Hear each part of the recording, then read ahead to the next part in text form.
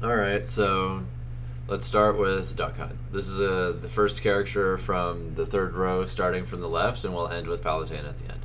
So Duck Hunt is a matchup that is most likely even, I think. Long story short, can is everything. What I mean by this is when Duck Hunt typically neutral Bs, what's going to end up happening is, unless you can specifically predict when they're going to move forward with it, or just hit it with a move, you're not really going to be able to effectively move forward with any kind of regularity. So a lot of times when can is deployed, you're just awkwardly forced into a standoff where they don't necessarily have any ways in which to approach you, but at the same time, they're not really. You can't really approach them either. So a lot of that ends up being a lot of awkward Western style standoffs. The way that you're going to typically go about winning these is something that I haven't done enough in the past, but recognize I need to do further on and will probably do much better at the matchup accordingly, is simply recognizing that even though it is a standoff, and yes, it's awkward and requires a greater level of diligence and patience from the player, there is value in you simply gaining enough time to figure out how they're going to move when they're deploying it, how they're going to move when can is a certain distance relative to them, how they're going to use their projectiles around it to try and poke at you, things like that. So essentially, even though it basically forces a standstill because of your burst range being enormous, it's not necessarily the worst thing in the world. So if they're going to say the can a lot, then you might want to do a lot more walk-up shield or trying to jump over it. But I don't really recommend trying to jump over it too much because their aerials and anti-airs are generally going to stuff that out. So it's usually better to just stay grounded. Things you can do to deal with can when it's there.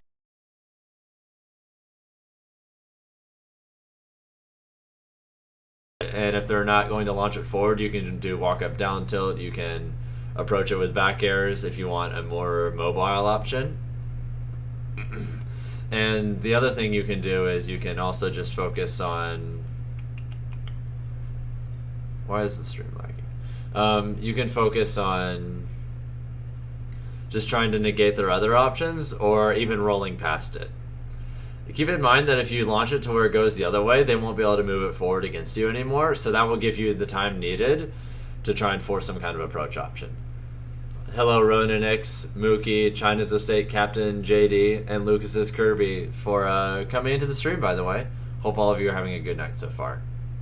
Continuing on, regarding other ways of dealing with can specifically on stage, or not necessarily can, but with like the disc, you can actually neutral air through that, although the timing is a little bit difficult.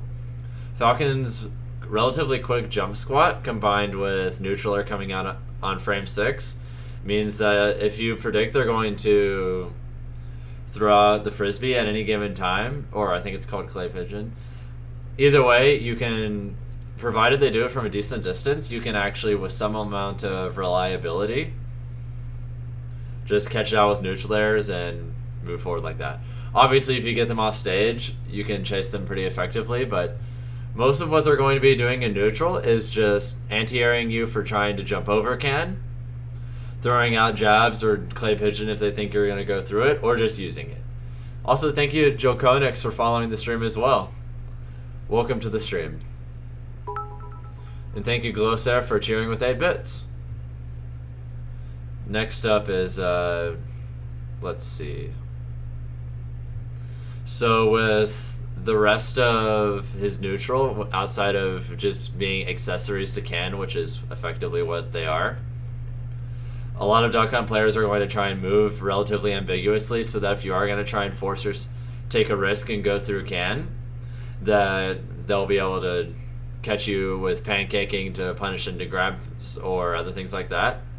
So a lot of the time, it's going to be significantly safer to go for dash attacks significantly more often than you'd go for dash grabs against Duck Hunt.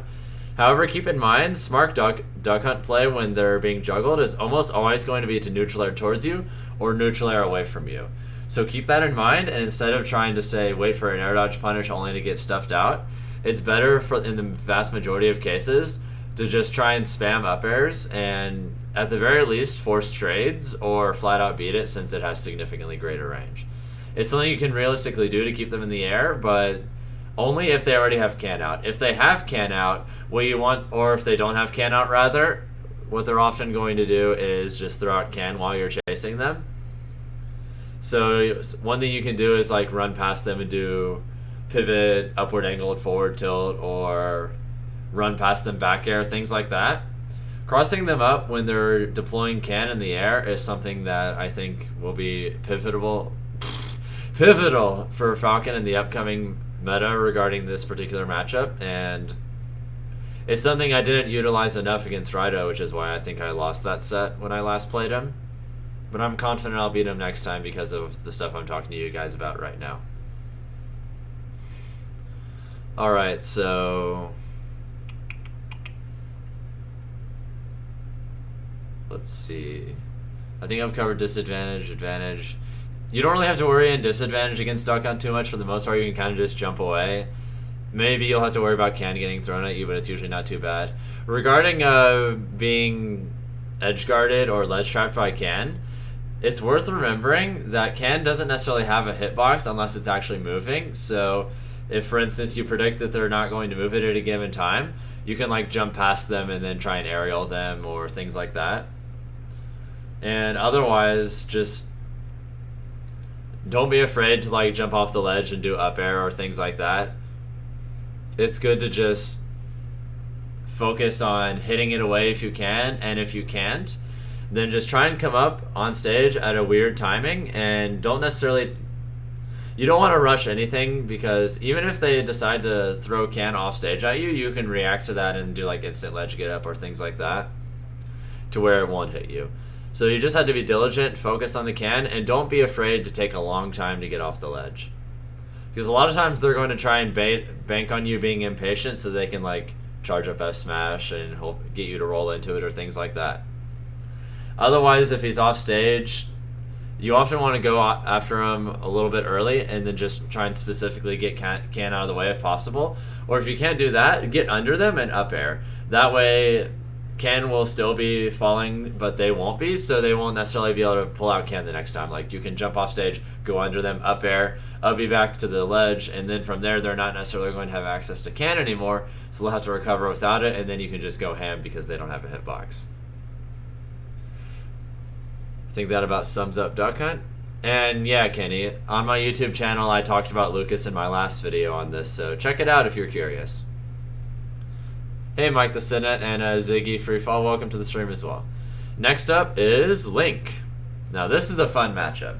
I think this one is either even or very, very, very slightly Falcon's favor. I kind of lean towards even, but only at higher levels of play. I think Falcon destroys Link at lower levels of play, but once the Link players catch up and get good at the matchup, it becomes very reasonable for both characters. It's at worst only slightly losing for Link. Now for how a lot of the matchup is going to be specifically going down. Oh, thank you, Kid Link, for cheering with 100 bits. Your favorite matchup? Yes, indeed. It's a pretty fun one. Next up, let's see.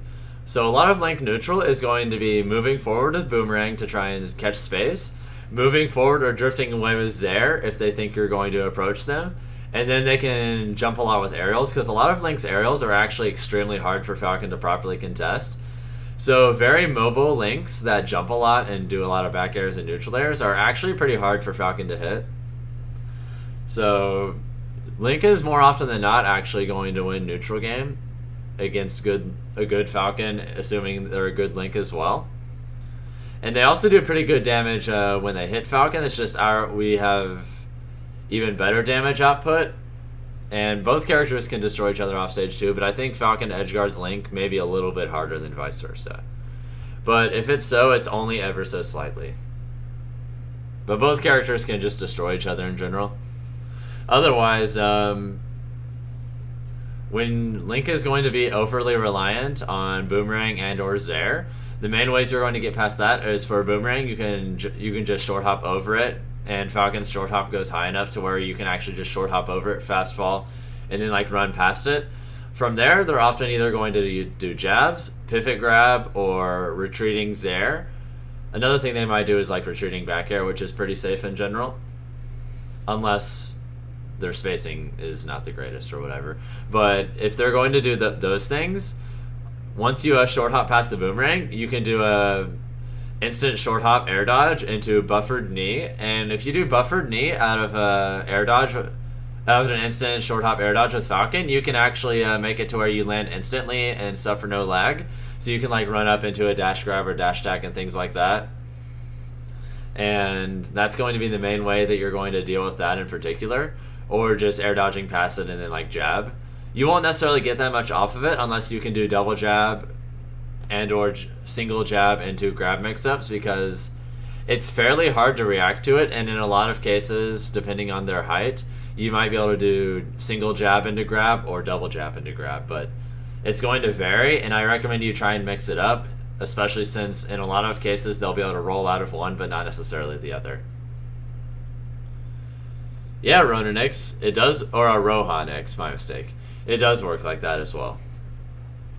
Either way, another thing that Link might do a lot in the neutral game specifically that could be annoying is retreating away. A lot of times they're going to use those options I mentioned before so that they can retreat away and grab a bomb. Because once they grab a bomb, they can kind of do whatever they want, and the neutral definitely swings very solidly in their favor once they have their hands on a bomb. The reason for this being is relatively similar to why obviously Diddy has an advantage in neutral when he has a banana, except to a lesser degree. Obviously you lose some strength, but you have a little bit more flexibility and things you can do with it, like you can use it for good. You want to focus on exercising a lot of ambiguous movement and not necessarily committing to anything when they have bomb, because usually more often than not they're going to have the initiative, because there are more ways in which they can win the neutral game than they can lose the neutral game when they have their hands on a bomb. So because of that, it's strategically sensible for you in most cases to just move ambiguously and to refrain from committing to anything, because simply think of it as in terms of gambling or hedging your bets. If you just make that same gamble over and over and over again, they're going to simply win more often than you are just by virtue of probability. So when they have that, just stay patient, wait until it has to blow up, because it will blow up eventually.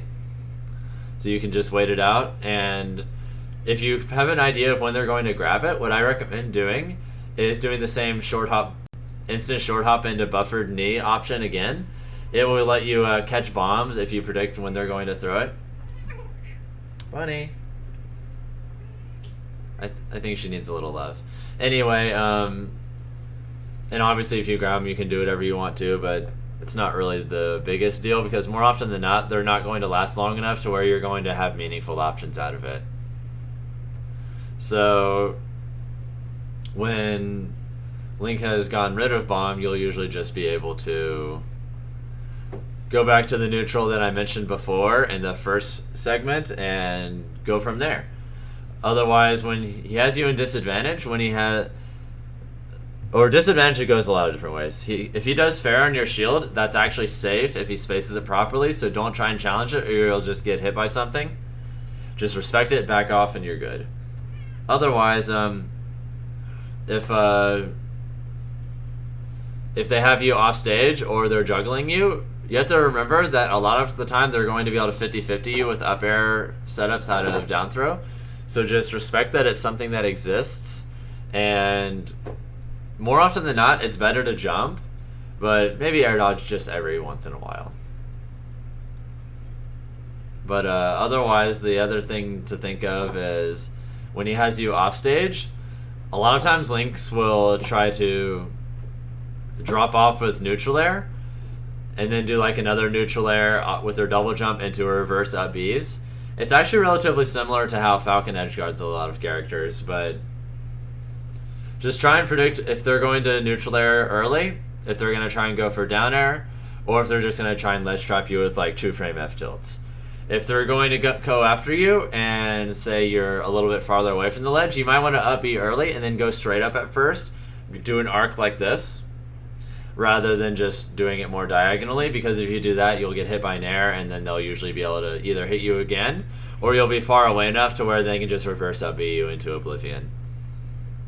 If you're a lot closer to the stage when you think they're going to go for neutral air and or down air, what you should do instead is just try and specifically go under the stage at pretty much the exact opposite arc, where you just go down and then you just go straight up riding the curve of the stage and just bank on teching it. If you can tech it, you should be good. But if you do a tech option, make sure you do ledge tech wall jump, as they often won't necessarily have a means of really bothering you outside of you having it like that. Otherwise, I think that's mostly it for being edge guarded by Link. When you're edge guarding Link, for the most part, it's just a matter of, if you think they're going to Zair, you often want to back air or down air early, because they'll be able to squeeze past you pretty quickly and grab onto the ledge. So it's you have to just try and undershoot a lot of things on purpose so that it'll work out like that. And then from there, just hit them with those. That's for undershooting Zair. If you're not hitting Zair and you think they're going to like up B or you're going to chase after them, they don't necessarily have the greatest options going back, so you can usually just force awkward 50-50s with back airs by just chasing them with that or the threat of them potentially air dodging. But you're usually not going to have to worry about too much if you're doing that, so feel free to go ham against Link off stage when you're all the way out there. Let's see, otherwise, when you're comboing him, he's combo food, so you can kind of just do whatever you want in most cases, so have fun. Obviously, the same goes both ways, but it's worth noting. Alright, next up is Pit / Dark Pit. I'll group them together because the matchup is played pretty much exactly the same. I'm actually struggling to think of oh wait, I can think of one notable difference, but I'll go over that when the time is appropriate. Oh, Angel, Falcon Game & Watch. I haven't gone over that in the video yet, or rather the stream, but I will rather soon, so stick around. I'm just going down the list right now. Next up, Pit / Dark Pit. I think this matchup is +1 Falcon's favor. I mean, they can keep up for the most part, but Falcon definitely has an edge. And as long as you play well, you're going to realistically beat the pits you play. Provided you're a better player than them anyway.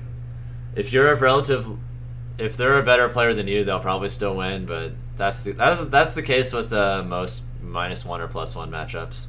Anyway, let's see. The neutral game in this matchup is actually relatively simple because the vast majority of Pit's moves are actually terrible as far as neutral goes. Almost all of his moves are just for various follow-ups, various kinds of juggling, or offstage. Like, he doesn't really want to do any of his tilts on stage. He doesn't really want to use his aerials on people's shields. He kind of just wants to dash dance, go for dash grabs and dash attacks, and then like the occasional air dodge or roll or whatever. So because of this, these characters actually play neutral against each other relatively similarly, except obviously yours is better. I think you have a pretty sizable advantage on stage just because you can basically do what he does, except better, because not only are you faster, you have a better dash grab, you have a better combo game, and you also just have the fact that you live longer and can kill him earlier. What he mainly has is he'll be able to escape disadvantage significantly easier than Falcon often can. And he has a pretty big advantage off stage because you won't really be able to gimp a good pit with any kind of reliability, whereas good pits might be able to kill you off stage if they're more aggressive. But if they're not an aggressive pit, they aren't realistically going to kill you by like ledge dropping or whatever. But just make sure you assume that if they are going to be that way, just assume that they're going to be a more aggressive pit off stage, because it's better to factor that in and then not actually get gimped than to assume they're not going to do it and then they surprise you with something and you die. It's okay, Journey. I'll see you another time. Anyway, another thing that you can focus on for the matchup is, since he isn't necessarily going to have much options outside of roll, spot dodge, and then just dash dancing and dash grab dash attack, is you'll be able to mostly just play relatively campy against Pit and just dash dance a lot until you figure out their patterns so that you can go for reads with dash attack and dash grab, or doing things like doing a short hop neutral air, fast fall it to where you get the second hit of neutral air to land as you're landing. That way, if they run into it, you'll be able to combo it into dash grab into imagination and then go from there. The only real thing that Pit has over you in a neutral is that their dash attack is absurdly safe, and you're not really going to be able to punish it with any kind of reliability. So it's better to just... The only way you're going to really be able to punish it is if you shield it and they don't cross you up. If you shield it and they don't cross you up, you'll be able to do something, or if it just flat out misses because they undershot, then you should be able to do it too. Let's see,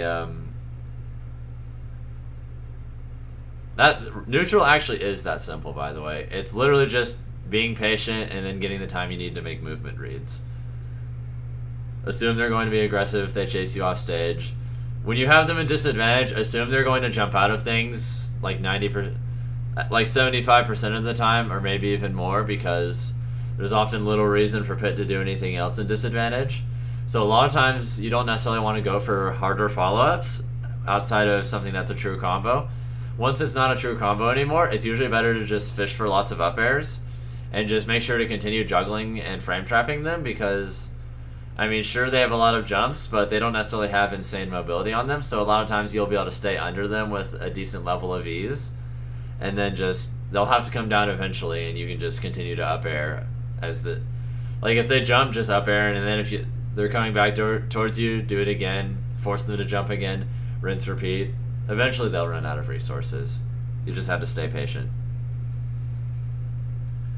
Otherwise, let's see. There's... Other than him being able to edge guard you decently, you can also ledge trap him pretty well. Just do the normal stuff you do with jab, falling back airs, and things like that. But if you're going to go off stage against them, you should usually assume, if anything, that they're going to be a lot more eager to just jump out of problems rather than having to use their up B. So try and force them to exert their jumps by getting near them and threatening back air without actually having to press a button. And then once you become confident in how they're going to drift away with any given movement in particular, you can, with a greater level of reliability, just hit them there. It's relatively simple otherwise, though, and I think that's about sums them up. Oh, one more thing. If you're a kill percent and you're by the side, some Pits, if they think you're going to like roll or whatever, are going to be very side B happy. Use it similarly to how we use our Raptor boost, so just be careful with that. Especially dark Pits, because it's stronger. I think that about sums that matchup up, and next up we can go to Yoshi. And yeah, Journey, I did hear about Ivan getting sponsored. It's pretty neat. Alright, next up is Yoshi. So, this matchup, I think, is 50-50. Both these characters can destroy each other, and it's often a very movement-centric matchup. However, it's movement-centric in an extremely different sense than the vast majority of Falcon's movement-centric matchups. So, the reason for this being is that Yoshi's armor on double jump, combined with his enormous hitboxes and especially B reversing with neutral B and eggs, make it to where Yoshi can often exert pressure from pretty much anywhere on stage while moving very haphazardly and just constantly drifting back and forth. So the main ways in which you're going to win neutral in this matchup are if you trying to dissuade them from using eggs so that they'll be more apt to rely on doing empty hops into jab, doing short hops and short hop air dodges into falling up air, doing retreating back airs, or like jumping towards you with their back face to you, and then like B reverse egg and things like that, or B reverse neutral B is what I meant rather. They have the means to where their range and movement and sheer variety of movement options and super armor makes it to where they can kind of just brute force their way through a lot of things if you're not specifically ready for it. The way for getting through eggs is mainly just going to be running forward and rolling past it. If you think they're going to egg, either do the short hop into buffer knee cancel that I mentioned earlier. And what I mean by the short hop air dodge thing is you just buffer knee in an air dodge as soon as you do short hop, and then you'll be able to land with no lag. Or rather, you have to do it right before you land, but you'll... Otherwise, that's the main way you're going to deal with eggs, other than just running away, or if you don't have enough time, shielding. If they're going to rely on doing a lot of B reverse neutral B shenanigans, what you want to do is you want to get around the center of the stage while they're doing these things, and then when you predict they're going to drift towards you, or rather when they reach a range where it's strategically favorable for them to try and force a B reverse neutral B, anticipate it and spot dodge, because spot dodging will beat that option while maintaining a level of frame advantage that makes it to where if you're in the center of the stage like I mentioned, or relatively close to it, you have enough speed to where by virtue of them B reverse neutral being with some level of proximity to you, they'll either go past you one way or they'll go past you the other way. Either way, there will not be enough stage left over to where you won't be able to chase them down on reaction afterwards and then like get a dash grab or things like that. It's an option that they can get a very large reward out of if they read your movement, but likewise, if you read that they're going to do it, then you can get a big punish off it as well. Offstage can be really annoying, but the other main way you're going to deal with being offstage is you have to remember that if they're going to do down air offstage, if you fall out of, or rather if you fall out of it, a lot of time you'll get spiked, and from there, no, Unsealed Ninja, I haven't talked about Shulk yet. That's actually next up. But with Yoshi, we're just going to focus on trying to recover high a lot of times, because Yoshi doesn't necessarily have the greatest follow-ups when you're already high up in the air, outside of like potentially neutral air, into hoping you air dodge fair, things like that. But otherwise, let's see.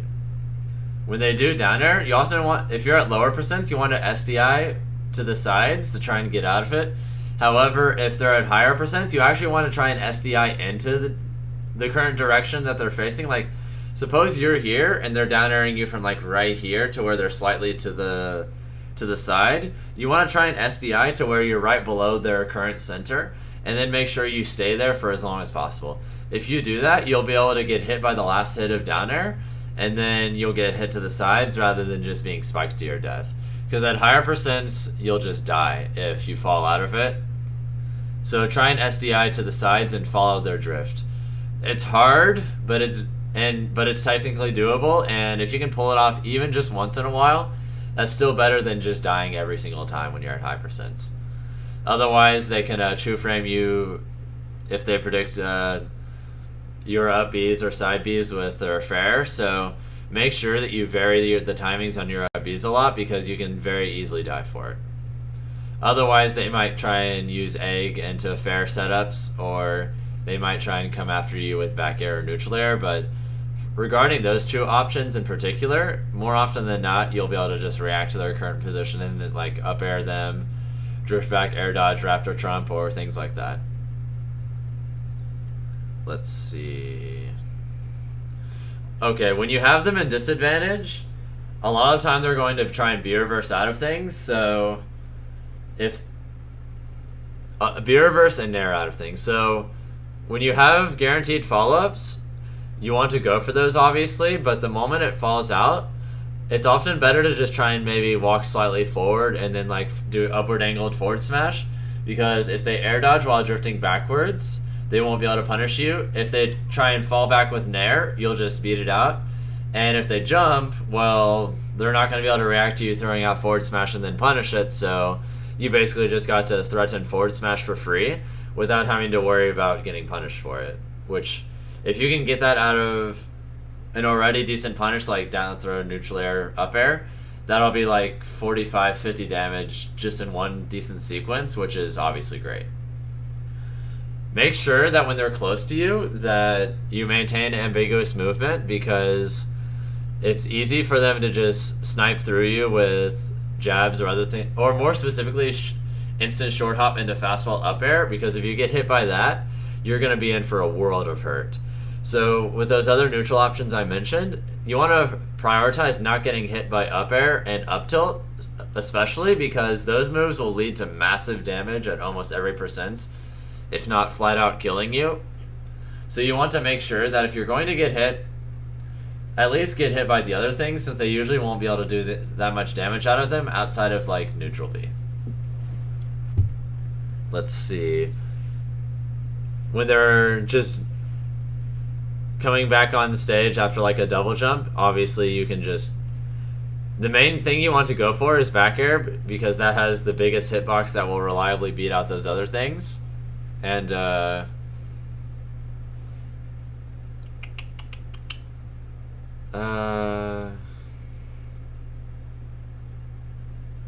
trying to think if I'm missing anything.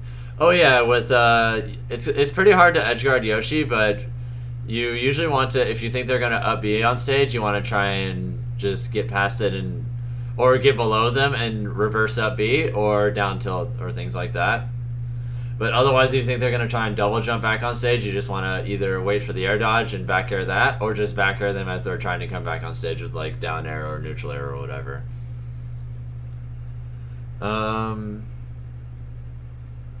I think that's about it.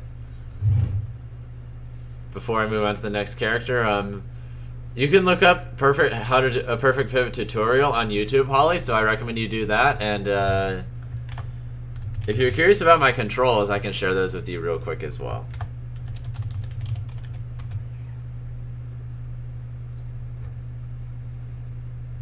All right. So with that out of the way, let's move on to the next matchup, the Monado boy, Shulk.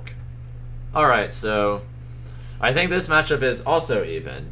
Let's see, move the camera just a little bit downwards. There. No, that's a...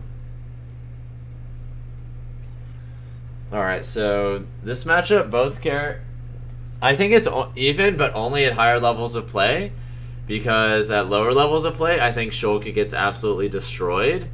However, the matchup being what it is, once Shulks figure out how to properly keep out Falcon and just work on that, then it actually becomes pretty manageable for them. You just need to be diligent and focus on doing that. So, good Shulk play is going to obviously vary based on their Monado arts, but how you actually play neutral against them isn't necessarily going to vary that much, except for the three main modes that will concern how you play in neutral, how you specifically move in neutral, which are speed art, jump art, and shield art. When they have speed art equipped, they'll pretty much be able to move wherever they want pretty effortlessly, and from there they'll be able to do things like run up, short hop forward air, and go across half the stage while still being able to like drift back on your shield to where it's safe. They'll be able to dash grab you into down throw, like a dash attack or F tilt at low percents. They'll be able to chase you off stage or things like that. But a lot of the matchup is just going to be trying to figure out their aerial patterns and then making sure that you can dash through them. But you can really only do it with absolutely perfect timing, because you're not really going to be able to do it off of them drifting away with their aerials, because it's basically safe against Falcon unless you like run up and power shield the aerial. But you kind of just have to accept that that's going to be safe and instead focus on trying to punish Shulk on startup for moves rather than like on reaction to them whiffing or whatever, because if they properly space their moves, you are not punishing that with any level of reliability. Trust me, you're just going to get hit. Not worth it. So it can actually be pretty hard for Falcon to get in. You just need to be patient. Keep in mind how their Monado art affects how they play that game, and go from there. When they have jump art, they'll be able to cross you up with a neutral air and go for jab mix-ups on your shield significantly more easy, while also being able to chase you off stage. If they have speed art, they'll be able to threaten dash grab from pretty much anywhere on stage, and you pretty much want to keep the same game plan against that. The only difference is that you might want to occasionally like do a fast fall up air, just drifting backwards, or perfect pivot jab or things like that, simply to try and dissuade them from moving forward with it and getting you at dash grabs or dash attacks. And of course, even if they do run forward, then you'll just hit them, which, cool. But you just want to do it just enough to try and dissuade them from taking advantage of just how strong what they can get from speed art is. Those are just comfortable for me, Holly. That's not necessarily optimal by any means. I just like weird controls. Otherwise, when they have shield art, the main thing to keep in mind is that otherwise you won't be able to, or they won't really be able to exert the level of movement and neutral game options as before, so you can kind of win neutral relatively for free against shield art because it's relatively even before then, but it certainly becomes a struggle afterwards. Also, thank you, Lumos Steris, for following the stream. Let's see. And yes, you can post the link to the perfect pivot tutorials, Super Zard.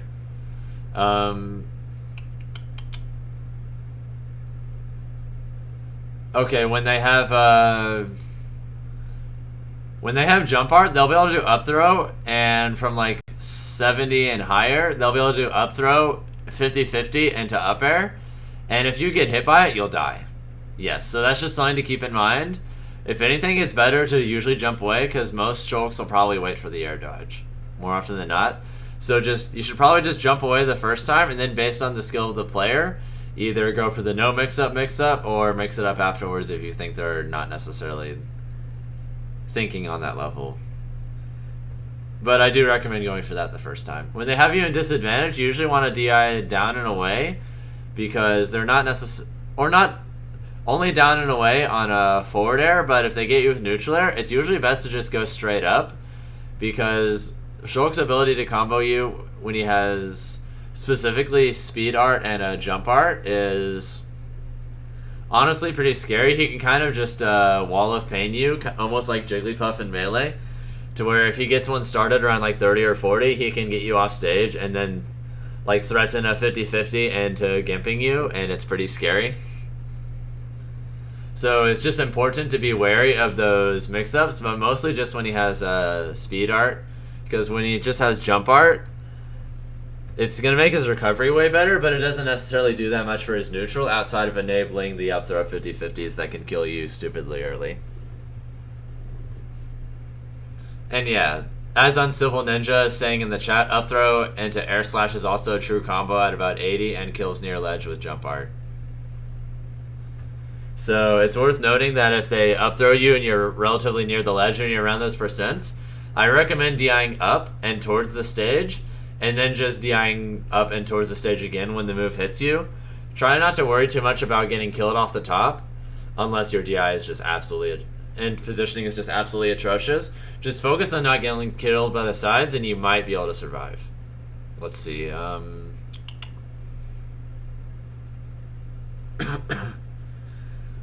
Delayed cough. Let's see. Oh yeah, when they're doing their wall of pain things, it's usually best to just be brave and try and jump air dodge over it if you're going to air dodge rather than just normal air dodge, because then you're forcing them to perform another action which slows them down ever so slightly, and you might be able to air dodge again before their move comes out. But realistically, Shulk's moves are massive and they cover an enormous amount of space, so you don't really want to try and contest Shulk's hitboxes. The only thing you can really do is just try and read how they're going to edge guard you.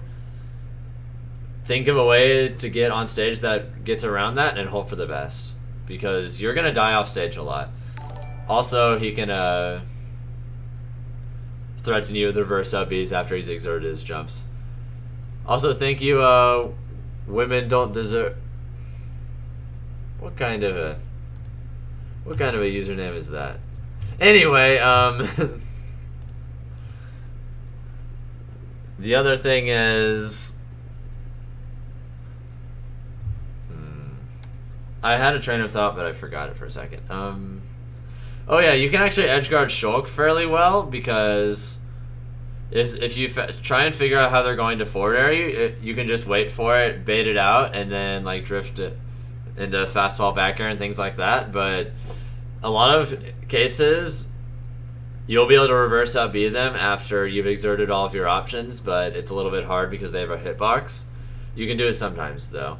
And if they don't perfectly space things, you can also try and true frame them with down air, or you don't even need to true frame sometimes. If they don't space it properly, you can like up tilt or down tilt from on stage, but it's usually best to just go after them with back airs, try and force them to up B, and then once they're forced to up B, if they don't have jump and can auto snap the ledge, then you want to try and jump off stage with down air. And if they'll be able to auto snap, you just want to go for down air at the ledge and try to true frame them. Which you can do, but the timing is extremely tight and not very reliable. Because you're not going to be able to react to a jump art auto snap because of how fast it is. So you just have to read it and hope for the best. I think that about sums up Shulk. Onwards to Rob. Let's see. I think this matchup is +1 for Falcon. It can be a bit hard for the robot, but the Rob is good enough at keeping Falcon out to where you can realistically win neutral the vast majority of the game and sometimes even dominate, but the matchup is just volatile by nature because Falcon does so much damage when he does occasionally get in that he usually makes up for and exceeds the amount of damage he took in order to get there in the first place. So what usually happens is they're going to use a combination of gyro, lasers, walk away into turnaround down tilts, and forward air neutral air to specifically basically just throw out a wall of hitboxes to try and keep you from moving forward. The most important one to learn how to deal with, go over that in a second. Thank you, JQ9, for resubscribing Tier 1 for 7 months to the one and only Bunny Legion, by the way. Sub hype! Always an honor being part of the Legion. Thank you. Now, with dealing with gyro, what they're usually going to do is they're going to throw it out early and either hold it on stage and try and force you to dash grab it, or dash attack it so that they can like shield grab into punish, or they'll just hold it there and then like throw forward airs over it to keep you from jumping and try and shoot lasers. Most of this matchup is all about learning how to deal with gyro, and more specifically how they're going to use gyro in context of the rest of their kit. When they use gyro, do they do a lot of neutral airs right behind the gyro so that if you try and jump over it, you'll get hit / rolling past it? Will they try and punish you for grabbing it? Will they just use it as a projectile and not necessarily and keep their distance and focus on lasers? When they neutral air, are they going to do it aggressively and then go for down tilt grab setups? Things like that. When they're going for a down tilt grab setups, usually the best thing you can do is just a perfect pivot out of shield, or just buffer it every single time in between down tilts. That way, if they let go of down tilt for any reason, or rather if they stop down tilting at any point to go for the grab, you'll perfect pivot out of the way, and if you do get hit by it for letting go of shield, you'll take minimal damage and it won't really cause any problems. Like, you'll drift away enough to where you'll only get hit once, maybe twice, and you don't have to worry about getting grabbed into up throw into being juggled, which is going to deal significantly more damage. It's better to just basically force yourself to take a small amount of damage, maybe, and then not have to worry about getting grabbed out of it. Let's see.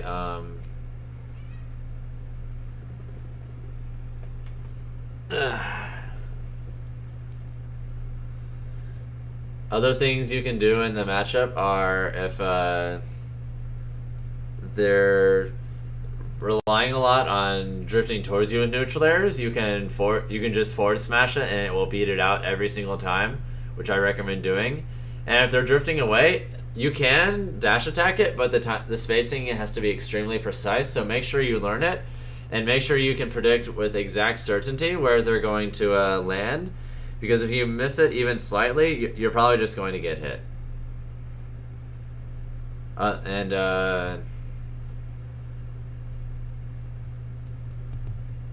Let's see.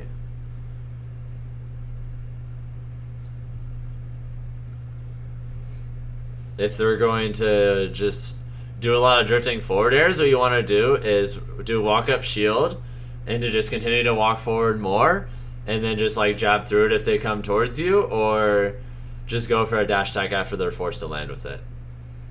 A lot of Robs will also try to roll a lot to get out of a lot of these situations, because if they land with like neutral air and they're worried about getting dash attacked or dash grabbed, it usually doesn't make sense for them to spot dodge. So more often than not, you should assume that if a Rob is going to use an escape option, that they're not going to spot dodge. So just assume they're going to roll, pick a direction, and hope for the best. And then once you have some data, of course, you can go for reads. But if you have to make an assumption whatsoever, it's better to assume that they're going to roll towards center stage, because the virtue of you assuming that they're going to roll towards center stage and missing is that you're still in center stage and you have stage control. Whereas if you go do it the other way, then now they have stage control. You still didn't get the follow-up, but this way at least you can still keep stage control and continue to harass them. Otherwise, when you're juggling them, most of what they're going to be doing is using, if they already have gyro out, they can just do B reverse down Bs to just drift back and forth erratically like this, or they'll try and use their up B to delay their landing a little bit and then land with neutral airs. The vast majority of the time they're going to land with neutral airs, so if you think they're going to land with neutral air at any given time, it's usually better to not try and up air it or anything, or up air it, but if you can't necessarily up air it because they're right above you, then it's better to just up air if they're above you, and if they're towards the side, try and do like single, like foxtrot forward smash, or just forward smash. Forward smash is actually insane in this matchup, trust me, for beating that out in general. Thank you, Leela Atrocity, for following the stream as well. Hope you're having a great night. And the other things is that you can edge guard the robot fairly well, but if he's under the ledge, it's usually better to not bother, because they'll be able to, if they're under the ledge and you get caught in up air, they can very easily stage spike you, and the timing is very erratic, as it can happen during the move itself or it can happen later on, and you'll die either way. So it's not usually worth messing with that. You want to harass them before they get to that point with like weak knee into up air, weak knee into neutral air, or just back airs. So just go ham, and if they try and recover high, obviously just up air them into oblivion, or if they try and land with neutral air, just forward smash them. It's actually so good. And otherwise, if you read that they're going to do a grounded option in neutral, just focus on trying to read it with fast fall up airs if you can. Also, thank you, H-Flash, for subscribing tier 1 to the one and only Bunny Legion. Sub hype! Thank you, Froji Fizzy and Nuehin Kabibo for following as well. Let's see. Otherwise, the other things you have to worry about are the ledge trapping, which can be scary from Rob. But the only thing you really have to worry about is like gyro into down air, and gyro. If he does, if he rolls to the ledge and then throws down gyro, then they'll be able to cover all of your options with up smash. So just wait for them to charge up smash, and then just like fall off the ledge, and then do up air trading with the gyro. And you'll take some damage, but you'll be able to up B the ledge again, and then gyro's gone. And from there, since you took damage, if you regrab the ledge, you'll have invincibility, and you can force a normal ledge trap rather than them having gyro into death. So just do that, and just don't die. Trust me. Also, hey Ali, and the Gears Noob, welcome to the stream. I think that mostly sums up the Rob matchup. Oh wait, the last thing I should mention is that fast fall up air against Rob is broken.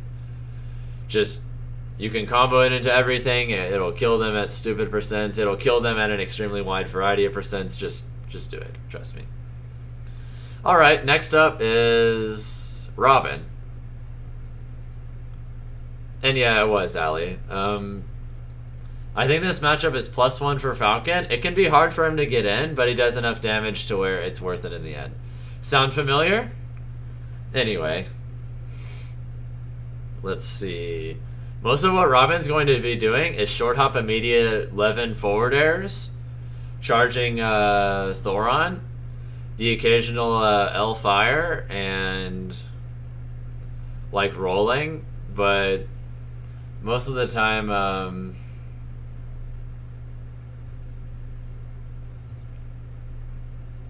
they're going to just spam a lot of forward airs, so you don't necessarily want to try and contest it, because if you get hit by it, especially while DIing in, they'll actually be able to combo it into another forward air, into potentially yet another one, and you could take like 40 damage just off of that.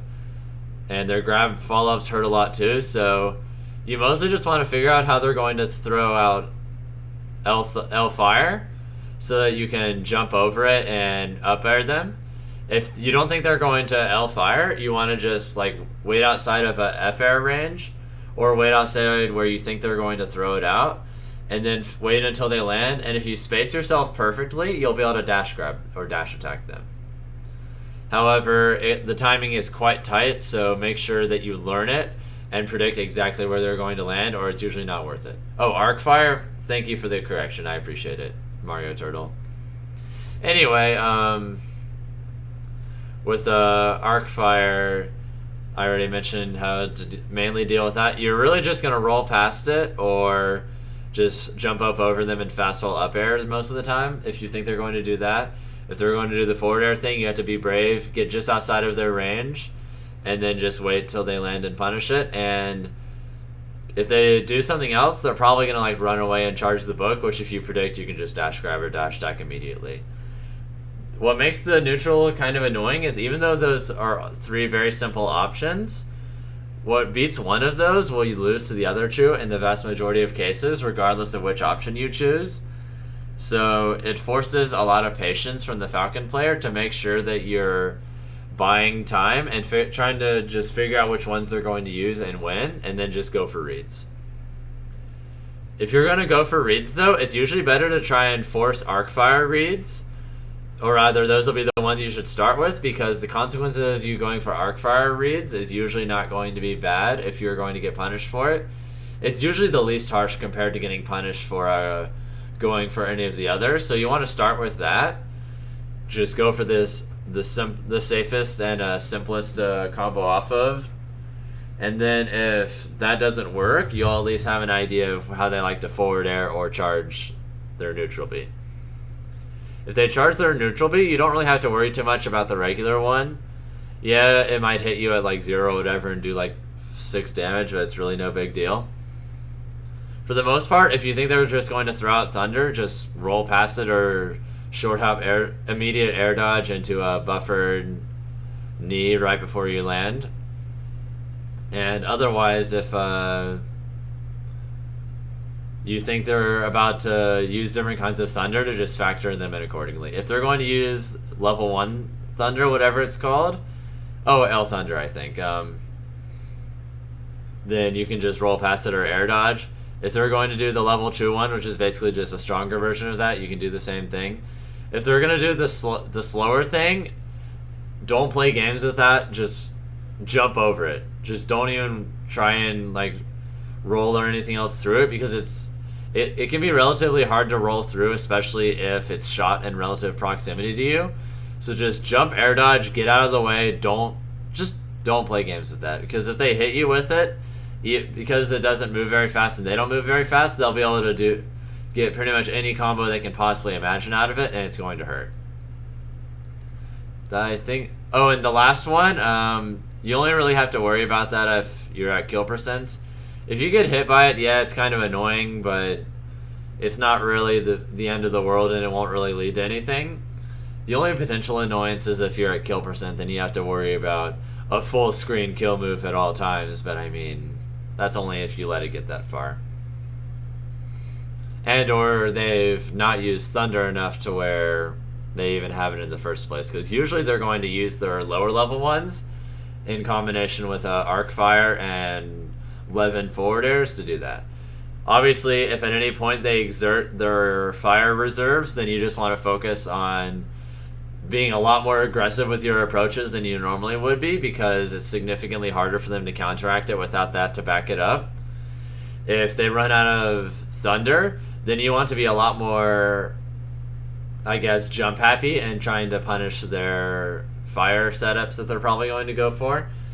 And if they run out of the book, and if they run out of the wind book, then, or rather, if they run out of the fire book, then they actually won't, they'll be forced to, or I think, no, I can't even remember, but I think they might be able to, not use their normal jab finisher, like the 1, 2, 3, and they'll be forced to use the wind one instead. Someone please correct me on this if I'm wrong. I can't remember because I haven't played a Robin in forever. But either way, if they do the wind one, you can SDI out of it and then do jump Falcon kick pretty easily, and you'll get guaranteed damage, and it's great. That covers mostly neutral. Otherwise, you really only have to worry about getting ledge trapped by Arc Fire, which can be kind of annoying, but just wait until you have an idea of when they're going to throw it and then just jump over it. Or if they're just throwing out a bunch of them to try and basically cover each other, then just do short hop off the, then do a let go of the ledge into a double jump, air dodge into a buffered knee at the end to land with no lag, and then be able to like jab or things like that. And you'll be able to punish it. Otherwise, you really only have to worry about like shield grab and things like that, but their ledge trapping is not too scary outside of just arc fire shenanigans. Otherwise, they won't really be able to edge guard you that much. Just look out for Nair, because that's their main thing they'll go for. And up E is usually pretty telegraphed too, but more often than not, they single hit up E and Nair are going to be used in much the same situations, so there's little regard. There's often little reason to specifically consider them that differently. Just look at their current position. If they are close enough to where they can potentially threaten it, just try and up B at a weird time and get to the ledge, while preferably being under the stage if possible, and you should be fine. Otherwise, you can edge guard them pretty hard, so go crazy. You can. They won't really be able to stop you with anything, so you can just go off stage and threaten like back airs and just force air dodges. I think that about sums up Robin. On to Samus. Samus, I think this matchup is even. Probably. This is going to sound really familiar. Samus is good at keeping you out and usually wins neutral, but you do enough damage when you win it to make up for it. There's a theme here. Alright, so they're going to rely on a combination of Zair, short hop neutral air, and like spot dodge and dash attack for the most part, along with I said Zair already, didn't I? Yeah Zair, dash attack, charging charge shot, and like a short hop immediate neutral air and falling with back air are going to be their main ways of harassing you in neutral. They're not actually able to advance on you that effectively, but they also make it extremely hard for you to approach. So it's mostly just predicting which one they're going to throw at any time, and then either rolling past it, jumping over it in a lot of cases, and you want to rely on being more dash dance heavy against Samus than most characters that have long range, because against Samus specifically, her good options are a lot more point blank despite her having Zair and charge shot. So for the most part, if you're going to get hit by something from a distance, it's going to be Zair, which is not really going to lead into anything from that range, so you don't have to worry too much about it. You really just don't want to get Zaired up close while they're falling with it, because then they'll be able to like grab into follow-ups into bad things happening. Otherwise, you're going to beat dash attack by just outspacing them and or shield it and then grabbing them like you would most characters. However, keep in mind that the frame data on it, especially the end lag, is absolutely amazing. So don't go for beefier punishes on it. Just go for like jab or grab or something like that. If they're going to Zair, you want to try and predict when they're going to jump and hit them before they can even throw Zair out, because usually they're not going to throw out Zair immediately after jumping. They're going to jump and then Zair while they're falling with it. So if you think they're going to Zair, bum rush them before they even jump in anticipation of it so you can stuff it. If they're going to go for like neutral air, just try and get close to them, but just outside of its range, and then dash attack or dash grab it. And then, of course, if they have charge shot, then you have to worry about that too. And I don't recommend shielding that if you have less than half your shield, because it'll probably break and then they'll kill you. I think that about sums up neutral against Samus. Now you can offstage. It's actually pretty similar to edge guarding Link, to where they'll be able to effectively Zair a lot. But if you think they're going to Zair, just throw a hitbox out early to contest it, like early back air, early down air, or something like that, and make sure to hit them out of it. Also, hello, Mr. Miner. Welcome to the stream. Hope you're having a great night so far. Otherwise, you can they'll use morph bombs a lot to stall their recovery, so you just want to be patient and not necessarily commit too hard off stage. But you can actually reverse up B at Samus very effectively in general, so you want to try and use your back airs not necessarily to actually hit them, but to specifically force them to use all of their resources, so that they either have to Zair or up air, or up B, my mistake. And you can reverse up B both of those with proper timing. Sometimes you can cover both at the same time as well. So just try and force them to use their resources, and from there just back air or down air if you predict they're going to use Zair. And if you hit them out of Zair, then you can just only care about up B. Zair is using their grappler, or their grappling move in the air, which is like Samus's thing. The beam that they grab you with. I can't remember what it's called right now, but otherwise, if they have you off stage, they can also edge guard you pretty well with neutral airs and down air. There's often not that much you'll be able to do to specifically deal with one but not the other, so a lot of the time it's going to be a 50-50 between, are they coming at me with nairs, or are they going to try and down air me?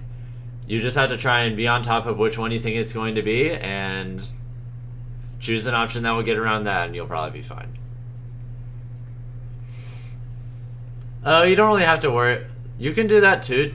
TF Industries, where you use down tilt for horizontal pushing from the edge, but good Samus players are not really going to give you an opportunity to do that. The only thing you'll really be able to hit them with using down tilt with any level of reliability at the ledge is if they're specifically recovering with Zair at a very specific timing.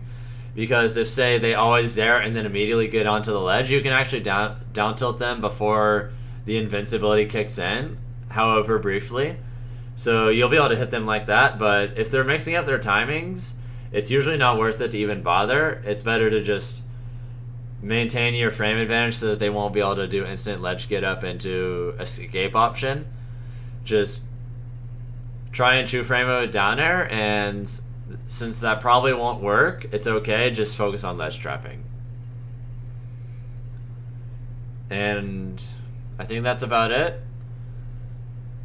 On to Game & Watch. First matchup of E-Tier.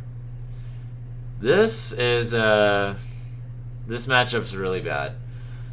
Like, I think of Falcon's losing matchups, Pikachu and Game & Watch are the worst, where I think both of them are -2.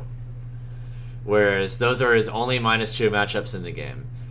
Now, the reason for this is the difficulty of neutral for Falcon, which I'll still go over in detail and tell you guys how to win, because you can definitely still win it, but you have to outplay them pretty hard. So what they're going to typically be doing in neutral is a lot of just crouching, because you won't be able to effectively use your burst options and get combos. They'll use like drift away back air. They'll use occasional down tilts, and they'll also do a lot of up smash, grab, and dash attack. I think the main reason this matchup is harder than the Kirby one is literally just because he has a good burst option and an invincible up smash. Having a good dash option plus an invincible up smash for trading with dash attack and other moves makes it so hard to approach with what little aerials you have that the vast majority of neutral is literally just, oh, you have a percent lead, run away. Against Game & Watch, ban FD every single time, trust me. The reason for this being is that no platforms means that you won't have anywhere you can camp. You need to have platforms that you can camp on because that way when you get a percent lead or if you get one, you'll from there just going to force them to chase you, which is really the only thing you can do and punish with any level of reliability. So a lot of this matchup is just a very awkward game of chicken. And if you have a lead, literally play this matchup with the full intention of timing them out. Same with Kirby. And then, of course, if they get overeager, you can just like wall them out with downward angled forward tilts and back airs. But you don't really want to do anything else because it's usually not worth it. With the exception of hard reading a standing option and then doing single hit neutral air into footstool combos. Which is actually really powerful, but the strength of his options that beat that and the prevalence of them makes it to where if you go for it and you don't have a read, you will most likely get punished quite hardly for it. So it's not usually worth it unless you're extremely confident they're going to say, oh, smash at a specific timing or something like that. Because getting the footstool single hit neutral air into, or single hit nair into footstool fastball down air into resets is going to do absolutely enormous amounts of damage or even kill if there aren't any platforms around that they can get under. And yes, just smash it. It will be on YouTube later. Let's see. I think that about sums up neutral. You don't really want to go after him with much of anything. You kind of just want to get an idea of when he's going to stop crouching and or shielding. And then get a burst option and run away once you have the lead. Or if you don't have the lead, you just want to be really, really patient and try and poke at him ever so slightly if he moves forward with like downward angled F tilt and things like that. But you don't really want to stand still much against Game & Watch because of how good his dash attack is against you. You won't really be able to effectively use your burst options, whereas he can on you. So it's not worth staying next to Game & Watch for very long. And what I mean by next to Game & Watch is outside of his like direct range with like grab, forward air, down tilt, things like that.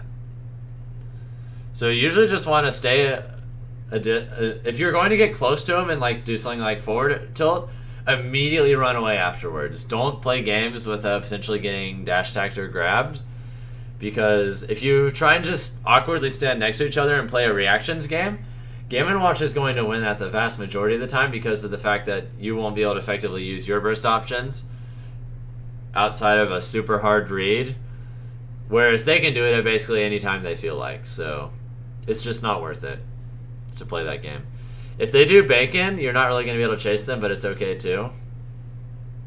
Just try and hope they'll throw bacon that is specifically going to go more horizontal than vertical. Jump in an arc over it, and if they end up throwing the bacon that is high angled, just immediately double jump back to where you were before and don't even bother. Because since it's RNG, if they happen to do a few horizontally centric angles in a row, you'll be able to fall and like hit them with back air or down air, and it'll be pretty safe. But if you don't, then you're not going to be able to get through it, and they might even be able to combo with like neutral air and stuff. Yes, there will be timestamps on the video TV industries, don't worry. Otherwise, that's about it for neutral. The other thing you have to worry about is if he gets you off stage, edge guarding is pretty rough. They can chase you with back airs very effectively, and they can also just go out, spike you with down air, and they can also ledge trap you very effectively with back air, up smash, and down tilt especially. against Game & Watch, if you don't think they're going to come off stage against you, I cannot stress enough that you need to figure out exactly when they're going to throw out the hitbox so that you'll be able to just grab the ledge at a time that is different from that. Because you have the means to grab ledge at a very large variety of times unless you've exerted all of your resources. So it's extremely important that you read which option they're going to use and when. Or at the very least, just mix up your options enough to where you're making it harder for them to properly guess how to deal with it. And if they come after you with back airs, well, if they're going to like fast fall with it and go try and drag you down, you want to like do jumping air dodge over it. And if you think they're just going to come after you but more from above and not fast fall, then you want to throw out an aerial before it comes over to you so that you can fast fall, go under it, and then try and recover, like curving up this side of the stage. Just make sure that you're ready to ledge tech, wall jump, raptor boost on stage as soon as you get hit so that you won't have to worry about being put off stage again. Also, you can't really edge guard Game & Watch, so don't bother. Just try and true frame their up B with down air, and if you think they're going to up B on stage or above the ledge, just like back air them. And good night, Confused Ninjask. Hope you enjoy the video later. Either way, on to the next matchup, Ike. So I think this matchup is +1 in Falcon's favor, in that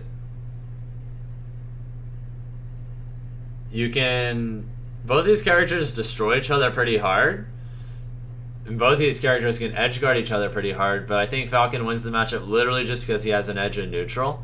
While Ike has good range and his moves generally beat Falcon's, I think Falcon's speed and what he's able to do with it is going to more often than not be better than what Ike can do with his range and big hitboxes. So most of the matchup is going to be figuring out how they're going to move with jab, how they're going to do like perfect pivot away down tilts, and how they're going to move with aerials. A lot of times if they do fall away or fall away with a neutral air, you're not really going to be able to punish it, so don't bother. So if they're mostly just going to use jabs if they think you're going to run in, which if they do that, you can beat it with dash attack well spaced or trade with it, which can force a juggle. If you think they're just going to run around ambiguously, you can like try and overshoot their current distance with a pivot grab. That way, if you read where they're going to be by overshooting their current distance when they're moving ambiguously, you'll be able to throw them off stage and potentially edge guard them. And then if you miss, it means they're all the way over there and you won't get punished, so it's cool. Whereas if you undershoot that, you have to risk getting on reaction single hit or falling neutral air into grab, into footstool down air, and to nair forward air or something like that. So I'd recommend mostly just worrying about trying to negate their neutral air game and trying to keep them from doing short hop immediate forward air, which they might do if they're trying to hit you with a burst option, because they don't really want to dash attack except to kill you or get you off stage. So if they're trying to use a burst option, most often than not, they'll just do short hop forward air and then like cover it with jabs afterwards. So it's usually best to just assume that they're going to spot dodge or jab after they land with forward air if they're going to do it. So if you're at a range where you won't be able to punish it with a burst option, just do like falling up air just outside of jab range so that you'll get past that, and if they spot dodge, you'll beat that out too and you'll be able to combo them. He's combo food, so obviously if you get a dash attack or dash grab, you can have a party. It's great.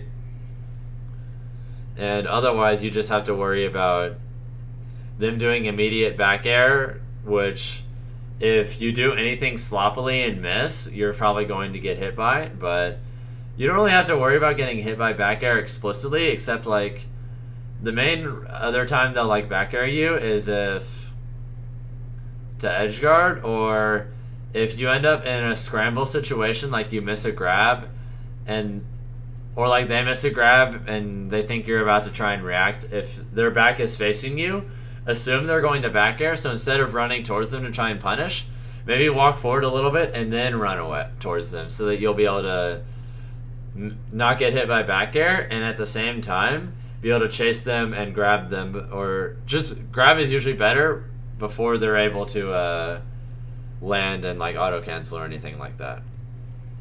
Otherwise, if you get them off stage, try to force them to up B, so that because if you jump over it at the right angle, you can down air it very, very easily out of ether. So just do that every single time. And otherwise, just try and assume they're going to side B.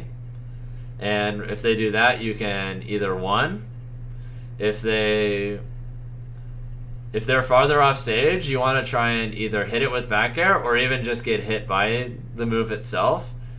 Because if they get hit by, or rather if they hit you with it in the air, they actually have to input ether within a relatively short amount of time, or they'll go into fast fall or a free fall. So they'll actually die if they trade their side B with you, and they're already far off stage when it happens. Like if the ledge is here and they hit you around here, they're gonna fall around here and have to use up B, and then they're gonna end up like getting right here, which isn't close enough. So otherwise, a lot of bikes will try and side B really high to prevent that, but you can also deal with that by just doing jump off stage with your back turn, and then do double jump back air and things like that. Otherwise, if they get you off stage, you have to worry about getting true framed with a down tilt, which is pretty easy. They have really scary ledge traps with falling neutral air, grab, and jab, which they can use to just stuff your regular options just getting up instantly or jumping up from the stage. So getting back to the on stage can be quite a pain, but you just have to stay patient, focus on reading their options, and try and be a little more happy to command grab them than you would against a lot of characters, because forcing trades with that will at least yield damage rather than just getting hit. Another good option off the stage against Ike is if you think they're just going to like sit there or down tilt, you can also let go of the ledge into a double jump neutral air. Make sure you fast fall it though, so you can combo it into whatever you want. Otherwise, though, the other main thing is just your normal get up options, not instant ledge get up. My mistake is Ziggy free fall, but yeah, you just have to deal with that, and obviously they might go off stage with forward air sometimes. If they do that, well, just try and recover under it, and you won't really have to worry about it. They're not really going to do anything else off stage usually, unless they're crazy, but the other main thing you have to worry about is ledge trump back air, which they might do if they think you're getting complacent and just patiently waiting for something. So if they get really close to the ledge, you have to watch out for that. And otherwise, if what was I about to say? And otherwise, if they're going to try and edge guard you, they're probably going to go for eruption, which the main way to deal with eruption is to not be scared of it. Easier said than done, but a lot of times when they're charging eruption, they'll use your fear of the move to make you feel like you have to exert all of your resources before getting back onto the ledge, as a way of baiting it out. But good Ike players are just waiting for you to do that. So more often than not, it's better to assume that they're waiting for that, and then just like up B even when they haven't even let it go yet, so that you'll be able to punish it if they then let go. And then if they don't let go by then you can just roll past them and punish. So a lot of times they'll be forced to basically do that, and it'll make things really uncomfortable for them. But once you do that, you just want to mix up the timings in which you grab the ledge. But the first time you grab the ledge should probably be relatively earlier than you would maybe instinctually, just because they're waiting for you to use all of your resources. And then if you don't, they'll have to release it early, which means if they release it late after you're already on the ledge, then you'll be able to do fall off the ledge, double jump neutral there into imagination, which is great. And the other main thing to remember is that if you have Ike in advantage, he doesn't really have any fast options for getting you off of him. So you can just go to town with a gazillion up airs and neutral airs and dash attacks, and it's great. So have fun. That about sums up Ike. On to Wario. But first, I'll answer a question. Go-To King, I think there's a high probability that Falcon will actually be better in Smash Ultimate. I'm convinced that the mechanical changes in Smash Ultimate across the board are just great news for him in general. And a Shulk figure, if you're curious about my insight on the Falcon Villager matchup, check out my video on my YouTube channel about it, because I already went over the second row of matchups earlier, so I'm just going over the third row of matchups today. Anyway, Wario time. I think this matchup is +1 for Falcon, or even. Probably +1, but both characters have so many good things on each other that, I don't know. I want to say it's +1, but I don't know. It's either like the tiniest of tiny +1s or even. Even though Falcon wins neutral very, very solidly, Wario is so good at cheesing Falcon at really low percents that you'll have to worry about dying at basically every percent, whereas smart Warios are usually not going to be killed until like 140 plus, which means that even though you're dominating neutral, he doesn't need to win neutral that many times at all necessarily, whereas you need to win it usually a gazillion times unless you like get the right read with up air knee at the right percents or something.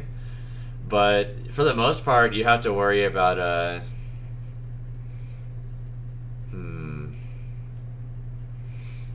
you just have to worry about them fishing for falling neutral airs into footstool setups. You have to worry about fair and a neutral B to stop a lot of you coming in. And no, buddy, don't do that. She was gonna stretch her claws on the green screen. That's not good. Bad bunny. Bad bunny. Anyway, otherwise, when they're fishing for neutral airs, your main way of beating that is just going to be focusing on just like you can beat it out with forward smash, although I don't really recommend doing that very often. And the main thing you're gonna just want to do is outrange it and then like shield it and jab out of shield or grab if they misspace it. But if they're just fishing for that, you can just outspace it with back airs. Make sure that if you're going to get hit by the move, you get hit by it in the air. That way they won't be able to combo it into the last hit, which will lead into like waft and things like that. If they're going to nair a lot, just focus on trading or beating it out in the air, because the first hit doesn't do much damage. And if you trade with that move, then you're going to come out on top. Otherwise, if they're going to do fair, how they're mostly going to fair is just going to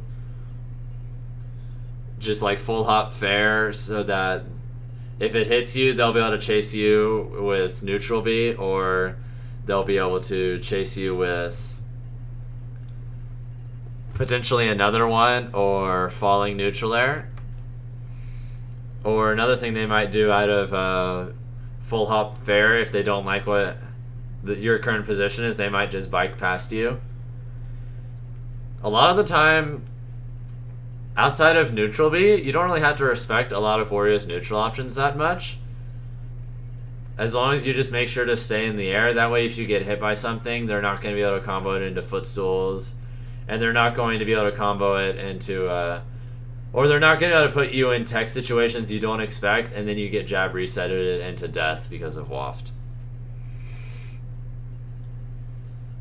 So you mainly just want to try and stay very aerial and stay very mobile against the character, so that if things go wrong, at the very least you won't get hit by the hitboxes that lead you to death. Otherwise, I can't stress enough how important it is that you don't miss techs against this character, because Sour Spot Fair and weak Sour Spot Dash Attack are so good at catching tiny little tech mishaps and killing you that good Wario players, if they catch you with a missed tech, even if they don't have waft, they'll be able to do like jab. They'll be able to lock into like fast fall up air, into footstool sour spot fair, into like semi-charged F smash, which will kill you really early, especially if they have rage. And they can also just kill you even earlier if they have waft out of that, because they can just do like fast fall up air into waft, or if they want to send you more to the side, they can do a second hit neutral air into waft. But those are the main things you have to worry about on stage, because your bigger hitboxes plus being way faster than him means that you dominate neutral. So you just need to make sure that when you hit him, you do as much as possible, and just try and assume that they're going to try and jump out of your things and throw out bikes, so that they'll try and land just without those things, because it's usually not worth it for them to try and trade with you. So most Warriors will either air dodge, or they're just going to do nothing and hope that you're waiting for the air dodge. Then they'll just try and use their aerial drift to get far away enough in one direction or the other, so they can do jump bike, jump off the bike, and then use their great aerial mobility and their fantastic landing options to make it extremely hard for you to properly juggle them and continue to keep them in disadvantage. For the most part, good Wario play is just going to be stalling a lot, so I feel like you want to just use a lot of aggressive aerial mobility with neutral airs, back airs, and up airs to try and catch Wario while he's doing any of his shenanigans, and then if you get hit by it while you're in the air, it's fine. It's not going to lead to too much. Otherwise, if they use their bike setups, just try and juggle them very conservatively, because a lot of their setups when they're landing might be able to potentially lead into waft or other things. So if you have to assume anything, assume that they're going to throw out a hitbox and just try and beat that out, because if they do say air dodge and then you miss it, at least you're not getting punished for it. And their punishes can lead to extremely scary things, because in general, when Wario hits you, it's way scarier than when Falcon hits Wario.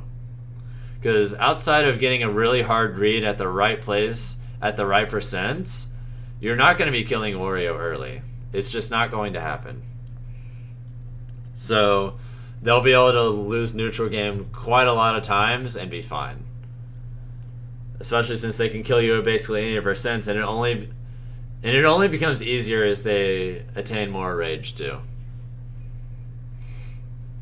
And yeah, this is not my tier list. This is literally just the most recent official Smash 4 tier list. Thank you, Omark0, Xpunk, and Argos99 for following the stream as well.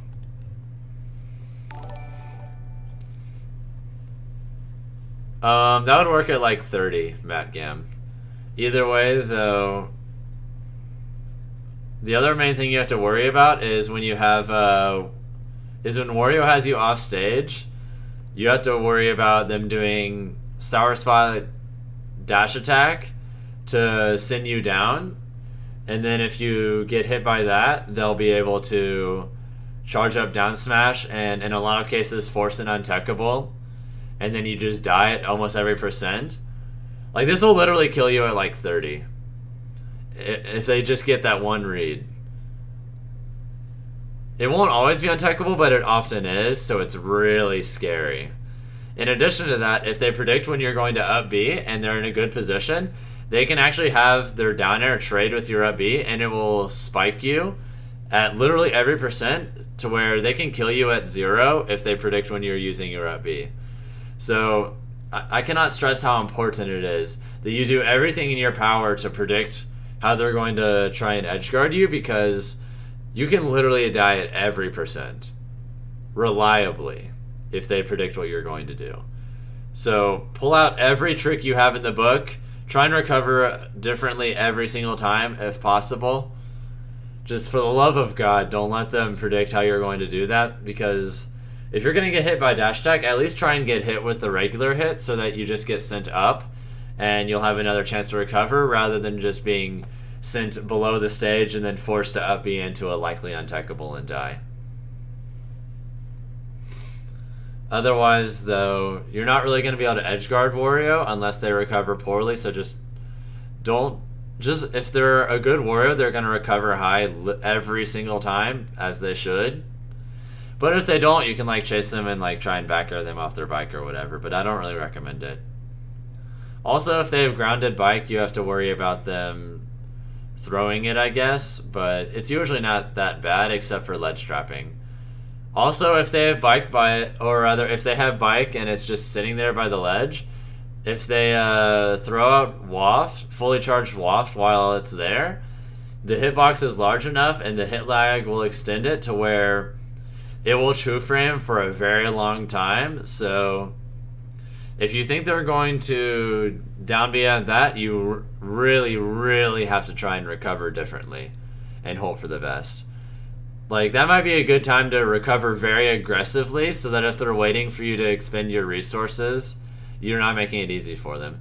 Because if you basically make it a guessing game as to when you're going to land with up B rather than just when you're going to up B at all, then it's much easier for them to do it. I'll give you an example. So if you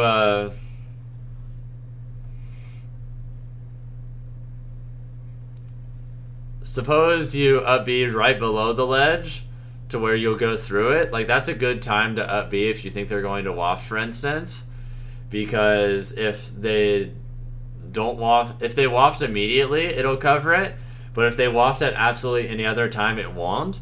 So they basically have to read that you're going to go for a super aggressive, super risky up B, that in the context of that situation is actually not that risky.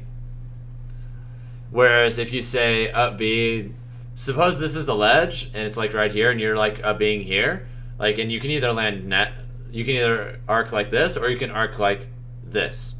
If you do it like that, you're making it significantly easier for that frame openings to cover it. So you just want to, if possible, go for more aggressive like ways to get back on stage. That way obviously you'll hit them and force them to predict your exact moment rather than just being able to cover a huge window because of that extended hitbox jank they have there. Otherwise, I think that's about the matchup. On to Roy. I think this matchup is even. A very, very volatile even, in that both these characters can absolutely destroy each other.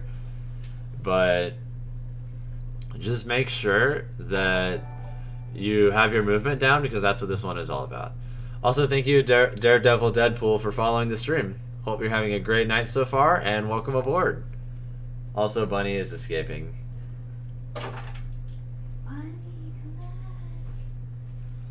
Anyway, Bunny decided to run. She'll be not going to see her again for the rest of the stream, probably. Anyway, on to the actual Roy matchup. Let's see.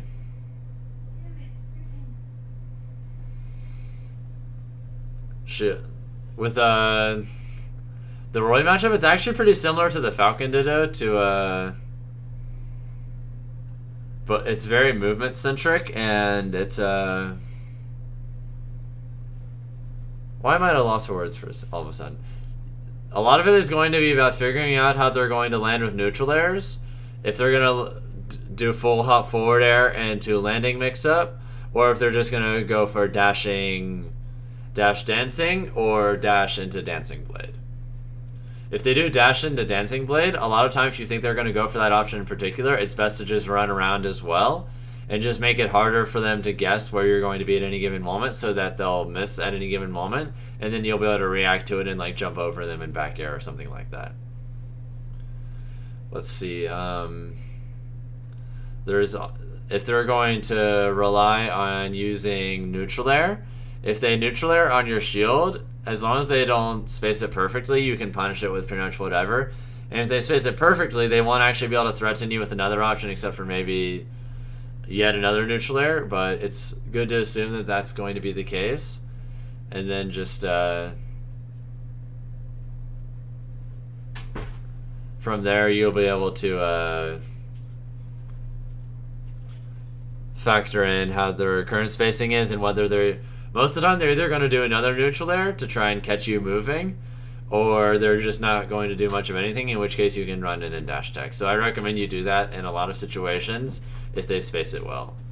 Or dash grab is actually often better there, so go for that instead, now that I mention it. If they're doing full hop forward air, that'll beat you running in at specific timings. But if they're going to... From there, you just have to try and predict whether they're going to land and not jump again with like neutral air or something else, or an empty landing, or if they're going to do another jump into neutral air or empty landing. So, but Roy can actually make it to where you can't realistically cover... If you cover one, or rather if you cover one of those and then he goes for the other, you're going to get punished. So this matchup, more than anything, is just recognizing that Roy is capable of all these things in the first place, and just, it's all reads and burst options. That's literally all that this matchup is. It's just predicting what they're going to do out of burst options, or predicting what they're going to do before they do a burst option. So just take your time, make sure your punishes are on point, and make sure that you'll be able to just have enough time to figure out what they're going to do, or study them to where you can figure out what they're going to do. Otherwise, you won't really be able to edgeguard them that decently, but...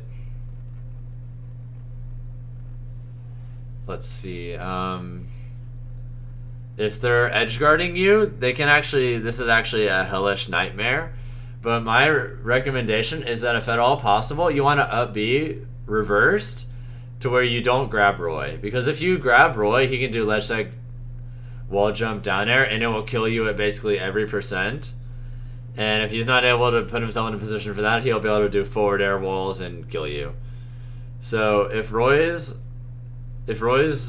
edge guarding you, if he's above you, you want to try and get below him, and once you're below him, jump up and then up B on stage rather than grabbing the ledge. Because if you try and sneak past Roy and recover low, good Roys will just turn around and then up B you, and it's extremely hard to properly tech that move, and that will kill you at basically every percent. In addition to that, they can also outrange you with forward airs and throw out a ton of them that will kill you very, very realistically, and they can combo into each other and put you in kill percents or gimp you very early as well. So just make sure that you're aware of their current resources. Look at their current position and weigh whether they're most likely to forward air or go for getting a bead on purpose so they can ledge tech wall jump kill you, or if they're going to just go for ledge traps. If they go for ledge traps, that's a blessing. Even though they can ledge trap you really hard, it's so much better to get ledge traps for them to go ham against you off stage, because it's absolute hell. Just make sure that you when they up B you into the ledge, that you try and predict when they're going to grab the ledge, because when they grab the ledge is roughly the same time you want to tech, unless you fall out of the move, which sometimes happens and you'll be screwed over anyway. So sometimes you're just going to die, and you just kind of have to accept it, sadly. Otherwise, you can ledge trap each other pretty normally. And you have a slight advantage in neutral game just because of your speed, but his huge advantage off stage makes it to where it's an even matchup. Do I like this matchup? Yeah, Nick. Before I continue on to the next character, I guess I'll answer a few questions if there were any. Grand Prix Gamer, if you're curious about Kirby, I'll cover that in the next stream video. And as for Bayonetta, I talked about that in my first video in this series, so go check that out. Also, welcome Ziggy Freefall and Rin to the stream. Same with Lucid Dreaming Sage. Hope you guys are doing well so far, and Hyper's retired, but hopefully he'll come back for Smash Ultimate. Next up, Charizard. This matchup is either even or the slightest of +1s in Falcon's favor. I'm not entirely sure which. Playing against Charizard makes me feel like the matchup is even, but I don't know. He's the only player that makes me feel like that makes me feel like the matchup is even. But like, as objective as I am when it comes to judging character merits and other things, I'm not necessarily the type of person to be like, oh, I lost to someone? Bad matchup. Yeah, that might be it, Ziggy. He might just be that good. I don't know. It's so hard to tell, but either way, numbers aside, the main ways you're going to deal with him in neutral is they're going to do drifting away neutral airs, which will cover a huge amount of space. They're going to do dash grabs. They're going to go for occasional short hop immediate fair into landing with like jabs. And they'll do a lot of jab as well because the great range and frame data on it means that they can effectively clog a good portion of space for a good amount of time if they think you're about to try and run into it. And of course, if they think you're about to throw out an attack, they can also just rock smash it, and not only will you probably do very little damage because most of Falcon's damage is combo based, but you're going to eat an absolutely enormous amount in return, and it's going to be bad. Make sure that if you get hit by just about anything Charizard does, that it's not grab or up tilt, or up smash for that matter. If they do any of those things, you're in for a world of hurt. Charizard, I've come to realize, can juggle Falcon into oblivion. Charizard can realistically rack up like 60 damage just from winning neutral game once if they get an up tilt or up smash. But if they don't hit one of those things, they're mainly just going to be running around and trying to wait for you to whiff something so that they can punish it, which they can do decently because of Charizard's good dash speed. And Charizard actually has a pretty decent dash dance for a character his size as well, which helps. Let's see. Otherwise, when you're comboing Charizard, it's not necessarily as free as it is against most heavy characters, because the threat of Rock Smash makes it to where if you go for frame traps with an attack and they simply read when you're going to do the attack, the situation gets reversed, and then suddenly because of how good Charizard is at juggling you could take an enormous amount of damage or even die from just about any percent, because they'll be able to chase you and then either continue comboing you or force you off stage and then use flamethrower or forward tilt setups to realistically kill you at almost any percent.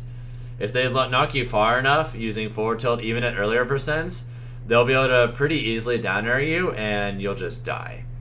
They can also go off stage with neutral air and forward air if they're getting a little frisky, and from there, even if you outbeat them, they can just do ledge deck, wall jump, down air, and because of how strong it is, it will kill you way earlier than yours will kill them. They can kill you at like 15 with down air, and that's not an exaggeration. So you need to make sure that if you're going to recover against Charizard when he's off stage, then just make sure that you're not getting hit by things off stage, and that you're not up being Charizard when he's ground level with the ledge while off stage or below it, because they'll just ledge check, wall jump, and you're gonna die realistically, regardless of what percent you're at. So if they're doing that, just try and recover low and pass them, or use reverse up B and bank on them going for getting outbeat on purpose and just pray. Otherwise, if they're going for the flamethrower setup, a lot of the time the best thing you can do is not really recover low, but try and recover high and into the flames, SDI straight up, and then mash up B, so that if at any point you fall out of it, you'll be able to up B and then either have it trade to where you're on stage and it pushes you away from each other, or you might be able to flat out grab them and do a decent amount of damage. So you'll take some damage in the process, but you'll probably do roughly the same amount of damage to each other, or maybe you'll come out slightly on top. But be warned, don't do this at lower percents, because Charizard's weight And speed makes it to where he's not going to get sent into tumble except at like 25 and later. So if you do it earlier than then, Charizard will likely be able to dash up after the up B and then do like reverse arrow rush back air into who knows, and then you're suddenly back about worrying about dying. Let's see, that covers juggling. Oh yeah, when you're getting juggled by Charizard, you want to run more than you normally would, and you have to go off stage more often than not rather than trying to land on stage. Or if you're going to land on stage, make sure that you're going to God, I lost my train of thought. Make sure that you're going to land with an empty option into something with invincibility like a spot dodge or roll if you are going to land on stage most of the time. This is because Charizard's big hitboxes and the priority on them means that if you try and trade with something while you're landing against a Charizard that is chasing you down, you're probably just going to get hit, and then you're going to be back off stage and you're in for a bad time. Sure, Charizard's big and you can get like great combos on him, but Dash Grab is actually significantly less good against Charizard than a lot of characters unless you get it with momentum, because of if Charizard DIs straight up and then also just is smart with Rock Smash and just jumping out of things, you aren't going to get that many super hard combos on Charizard. Like, you'll get a lot of solid frame traps, and you'll get lots of situations where you're potentially able to get like chunks of 25 damage, maybe 30. But you're usually not going to be able to get bigger intervals than that against Charizard unless you get like a grounded neutral air at 0 into footstool or whatever. Whereas most of the time if Charizard gets a damage against you, it's going to be significantly larger chunks if they land their proper moves. Outside of Dash Grab, where they'll do like 20-25 if they hit you. Which is not the worst, but if they hit you with their important moves, you're probably going to take way more damage than they will when you hit them with your good moves.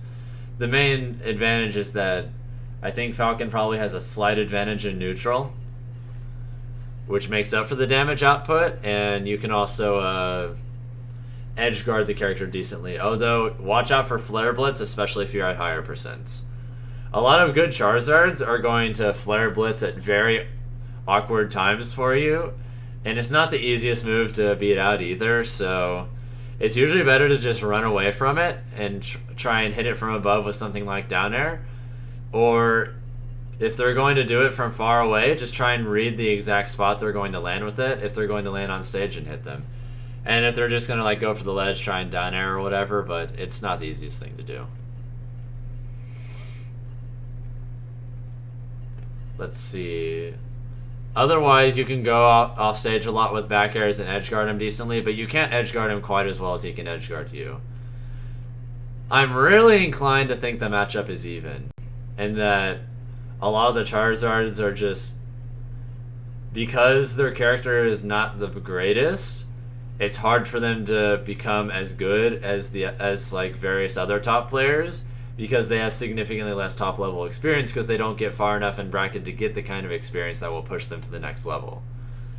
So I feel like in theory, if the Charizards were like as good as the Falcons, then the matchup might be almost universally seen as even. But because there's really only one Charizard that is at that level, it's kind of hard to say, but I'm really inclined to say that it's even. Anyway, that about sums up Charizard. On to Little Mac. So this matchup is, I think, +1 Falcon. Long story short, they both destroy each other in disadvantage. They both maintain advantage really well, and they both also edgeguard each other extremely well. But I think Falcon has a slight advantage in neutral, hence +1 his favor. They both have relatively similar tools against each other, but it's okay because in most cases they'll be able to do a lot of dash dancing into cross up forward tilts, dash dancing into cross up forward smash, dash dancing into spot dodge or roll into down tilt or up tilt, or standing forward tilt into things like the occasional dash attack or even side B if they think you're about to throw out a hitbox or chase them down. if they're usually going to use side B if they think that you're slightly late and missing a punish, but you're going for it anyway. So if you're not entirely confident that you've got a punish on Little Mac when you're chasing him down, especially if he's at the ledge and you're more towards the center of the stage, it's often safe to assume that they might be willing to try and go for side B. Run towards the center of the stage, that way if they side B, you'll be able to punish it into pretty much whatever you want. And then if they don't, then you'll be able to, from there... God, I lost my train of thought because I was reading the chat. From there, even if they don't hit you with side B, or they don't even side B, at least you're in the center of the stage and you're maintaining a positional advantage, so it's okay. Otherwise, though, that's how you deal with side B. If you're going to deal with their tilts, the main thing you want to do is, even though your jab is really, really good against Mac, you can actually effectively box with Mac at close range. You mostly want to fight Mac at more of a mid-range whenever possible, and just focus on stuffing his approaches with back air or jab, or going for burst options with dash attack or dash grab. If you focus on playing a close-up game with him, his jab is frame 1, so it's going to be faster than yours. His moves up close are going to combo into each other and deal enormous damage. Whereas if you hit him with jab, you're not realistically going to get anything but maybe putting him off stage. Like, you're at best just going to knock him off stage, and then not necessarily be able to edge guard him because he's too far away, unless you knocked him really far off. But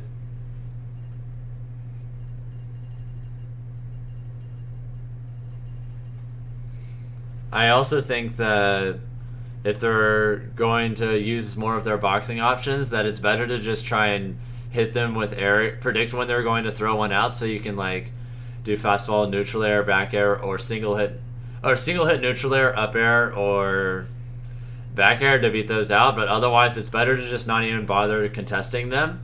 If they're trying to force a close range fight, unless you hard read and are very confident in them using a specific one at a specific time, back away. Do not contest Little Mac in close range. His close range options will lead to tons of damage or KO punch, or if you try and enter a jab war, his is frame 1, yours is frame 3, so you're going to lose. Just don't bother, just back away, try and force the mid-range and zone in-game / occasional dash attack or dash grab game again. Otherwise, you have to worry about them doing dash attacks, but just you want to stay relatively campy and neutral and just focus on playing a very reactive and read-based matchup, since both characters are fast enough to punish most of what the other does on reaction, if not properly spaced or timed. Or rather, if they properly predict what the other player is going to do, they're going to be able to react to it and punish it pretty much no matter what you do for both characters. And both characters can kill each other really early too, so it's just a matter of reading and making sure that you punish properly.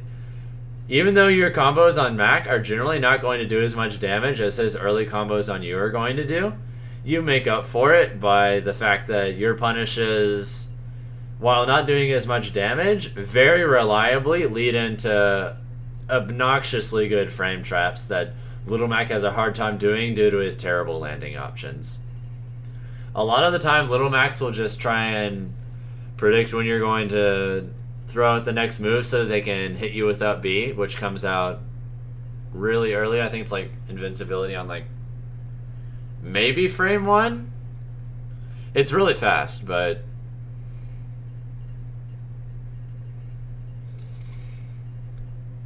yeah, there's that. Otherwise, I think that about sums up the onstage game with Little Mac. And Ziggy, I wouldn't say they don't get far enough in bracket to become competent at the matchup.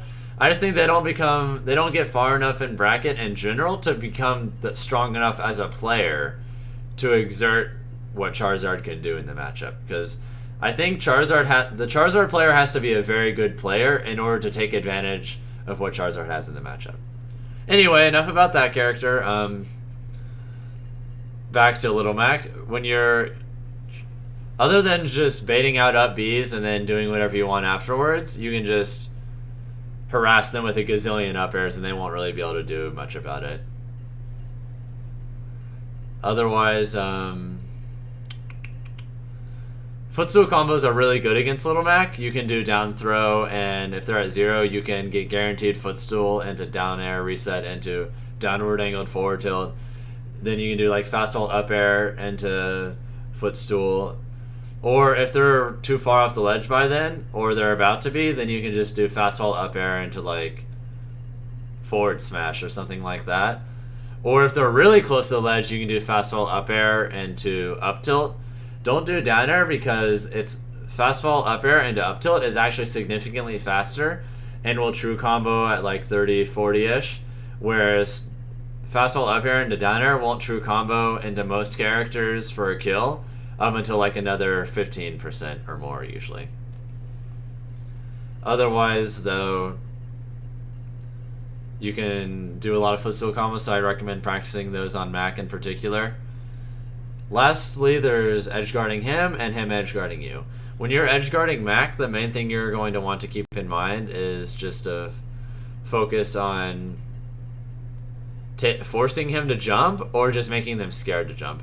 Good Little Mac players will usually not air dodge much because they know you're just going to wait for it and then like down air them or whatever and then they die.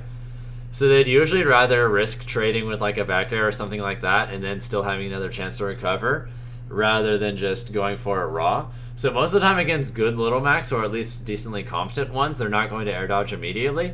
Therefore, you can just go for an immediate back air and then just get back to the ledge, try and force them to exert all of their options, and then either down tilt if they're going to side B, or if they're going to, or you can just do like down tilt properly spaced, or if you're more confident in their timing with up B or side B, you can just do jump off into down air, and that works too pretty well.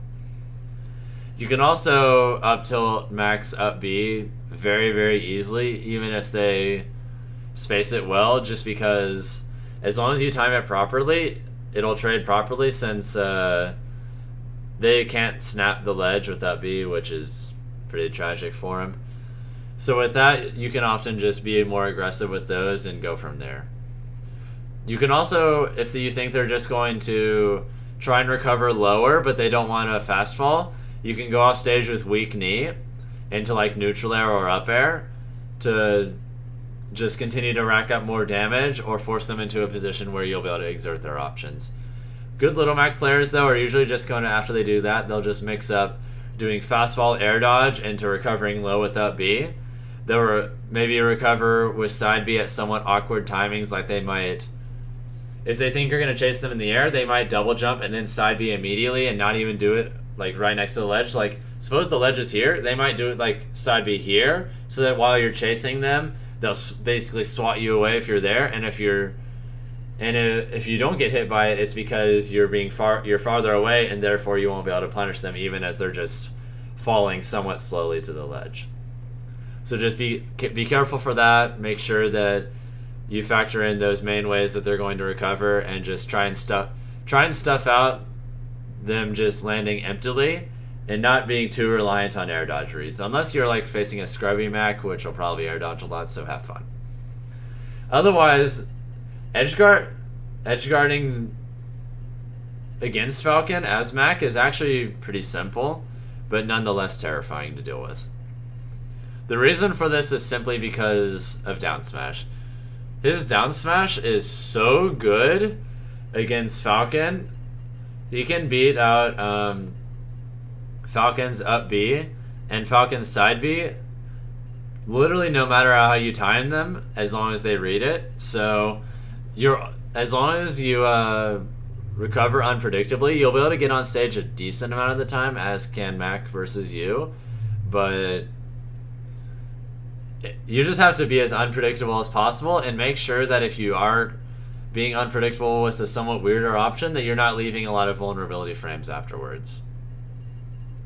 It's really just about mixing up when you grab the ledge, and that's about it, and maybe occasionally attacking them before you think they're going to down smash. He can also, like, if he misses down smash, he can then just ledge trap you with like down tilt into forward smash, or if you're at kill percents, down tilt into up B, down tilt into forward smash, down tilt into KO punch. And obviously, I forgot to mention one more thing, which is KO punch, kind of important.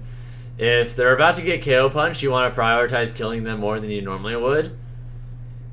But if they do get KO punch, make sure that you move as ambiguously as possible and you don't really commit to much of anything. And if you're going to go for absolutely anything, try and go for something super safe, like maybe run really far past them, like trying to bank on them rolling to the ledge and then like pivot grab them or something like that. Like going for pivot grabs and maybe occasionally stopping to hold out jab for a second are going to be your best bets for trying to hit Mac when he has a KO punch, unless you have platforms. If you have platforms, you want to do a lot of platform camping and then like only occasionally drop off the platform with like a fastball up air, and then if it doesn't hit, immediately just jump back onto a platform and continue once more. You just want to occasionally fastball with aerials and harass him and try and get him off of it, because obviously he can kill you at stupid percents with it. It's not fun. And yeah, exactly, Rohan X. Also, another thing you have to worry about is if they have KO punch when they're getting on stage, or rather when they're recovering, they can do instant KO punch off the ledge, which just something to respect, and it can beat out jab because of the invincibility frames on it. So just make sure that if they have KO punch, that you're a lot more conservative with or that you're a lot more aggressive with chasing them off stage, but you shouldn't really try to ledge trap them, because unless you're at like 0%, if you're at like 0% or whatever, then I guess if you get KO punch, that's fine. But if you're at like 35 or higher, do not ledge trap him if he has KO punch. Just don't. Alright, going on to the last matchup I'll talk about for the day, Palutena. Now this might sound weird, but this matchup's even. The top Falcons and all the top Palutenas agree. As hard as that might sound to believe upon your first hearing, it's the truth. Alright, both these characters can have really good burst options against each other, and they both have really good grab combos against each other.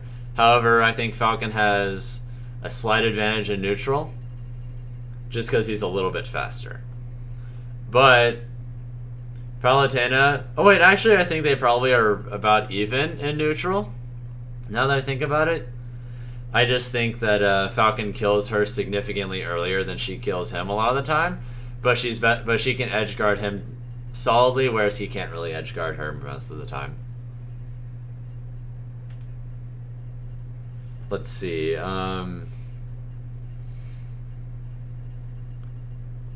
Palutena is really fast, and her forward air, and especially back air, oh my god, back air, are absolutely obnoxious for Falcon. Her neutral is almost entirely just dash grab, dash attack, and a lot of back airs. Or if they're approaching something on your shield, they'll maybe forward air you, but well space it or something like that. You mostly just have to worry about them just back airing endlessly, though. A lot of endless back airing, a lot of dash dancing, and just a lot of ambiguous movement in general. Like, since it has invincibility on it, it will beat literally everything you do if you try and do absolutely anything. Dash grab? Nope. Dash attack? Nope. Throw out an aerial? Nope. Jab? Nope. Your entire existence? Nope. So they can just stuff pretty much anything they want, almost whenever they want, and they're already really fast on top of that and have good dash grab things, so it can be pretty scary, especially since she has a really fast short hop and a great fastball speed. So she can move around super fast. And while Falcon's movement is better, and I don't have an invincible, enormous back air that also auto-cancels and is safe. So in order to beat back airs, you're not really going to be able to beat it afterwards by, say, trying to dash grab it afterwards.